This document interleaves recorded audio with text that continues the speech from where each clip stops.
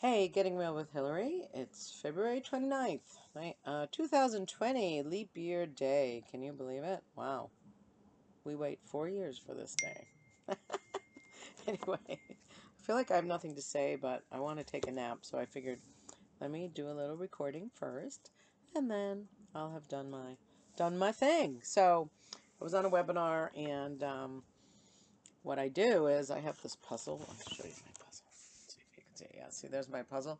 So I have it right next to me, and I work on it while I'm on these webinars, which, you know, I'm on a lot, so I justify it as something to do when the people that are talking are boring. Don't tell anyone. So anyway, there was this person, and I couldn't really uh, I couldn't really make out what he was saying. I'll just put it that way for a variety of reasons. And he kept going on and on and on and on. So I was working on my puzzle. I wasn't even pretending to pay attention. And I was just kind of like this, right, on the puzzle. So one of the guys goes, "Would you like to join us, Hillary?" And I was like, so then I felt like I was a bad girl. And then I just sat there pretending I was listening. I couldn't tell what the guy was talking about. So anyway, then I realized it reminded me of my ex-husband when he would just go on and on and on about something. And to me, it's like I always worry about talking too long because I'm boring people or give someone else a turn. But he and this guy today did not seem to be concerned about that. So I just figured this is never going to end and I'm going to just work on my puzzle. And I did do some good pieces today, have to say. So anyway, that's what I do to relax, to get my brain off of my obsessing and worrying and, all that other stuff. So anyway, yeah, I don't think I recorded yesterday, but yesterday I finally, was it yesterday? Yeah. I finally started talking we have these morning calls, and I started talking about the stuff that I was worried about with the book talk and this call that we have to do. And so I got to go through each thing, and the person leading was like, "Okay, what can you do about that? What can you do about that? What can you do about that?" And boom, it was over, and I was like, "Well, but I'm calling myself stupid." And she goes, "Have you ever seen the Bob Newhart video, Stop It?" And I was like, "No." So anyway, someone sent it to me. They sent it to the group, and I watched it about 5 times yesterday. It is hysterical. So now, whenever I start worrying or obsessing or insulting myself, I just hear Bob Newhart going, "Stop it!" You have to watch it. I think you could just Google it. I think it's YouTube, but anyway, it's very funny. It's really very funny. So I'm trying to remember that. Then I was reading this book. It's called I don't know, something like "How Will You Be Remembered?" or no, How Will You Measure Up?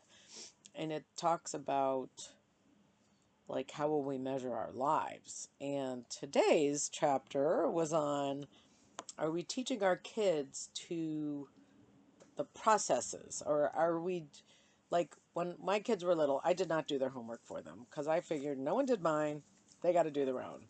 But I knew there were parents who sit down with their kids and do it with them and stuff like that, and I just refused.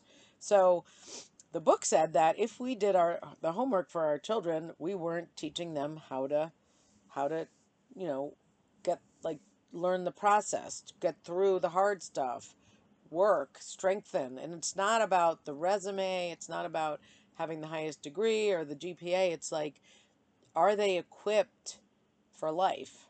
Have they, like when you go through something hard or you learn something new, you get some pride in yourself. If someone does it for you, maybe you'll get a better grade, but you're not learning anything. So I felt a little validated by my parenting skills, even though my kids complain that I didn't go through their backpacks and clean out their papers. And the main thing was I forgot, I didn't know it was picture day. So my daughter was not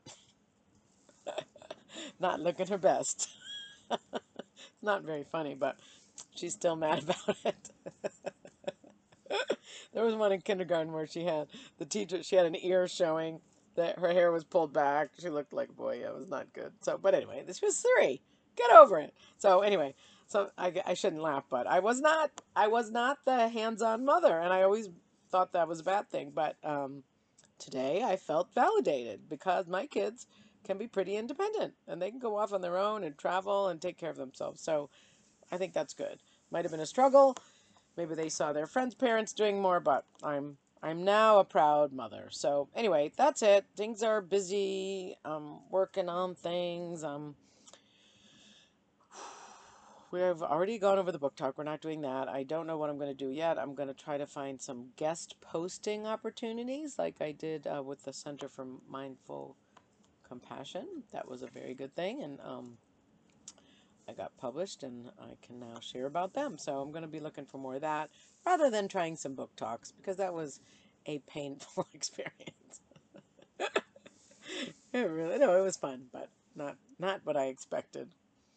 I think I told you already. I carried in my whole box of books thinking I wasn't going to have enough and didn't sell one. Oops. A little embarrassing, but I'm over it. I'm over it. I don't even need to talk about it anymore. I don't know why I am. So, okay. Good talking to y'all. Y'all, have a great day. I'd show you the water, but the windows are really dirty, so you probably won't even be able to see out of them. The sea spray gets on the window. So anyway, have a great night. And oh, tonight I'm going dancing with some friends. Friends, I sound like a volleyball. And well, this guy. Okay, so now that I was going to end it, this guy at the gym was like saying, that's where he was going. And I was like, oh, that sounds like fun. But he didn't say, like, meet me there or whatever. So I think we're just meeting. Oh, I said, I don't want to get I was going to text him because I had his number from trying to sell him Aflac. I said, I don't want your girlfriend to be jealous. He goes, oh, I don't have my girlfriend anymore. So it's like, oh, okay. Well, anyway, I'm bringing some friends. So it's totally not a date. We're just going, and hopefully we'll do a couple dances before we go home because they don't start till 9. Usually I'm in bed by then. So we'll see. That's why I'm going to take a nap and then try to stay out late like a big girl. Anyway, I think this is kind of a stupid video, so we'll see if I am posting it. That means I got through it without throwing up when I re-listen, and otherwise you won't see this at all. So have a great night. CreatingLifeOutHere.com is the blog. Second Piece of French Toast is the book available on Amazon, and Getting Real with Hillary. Bye.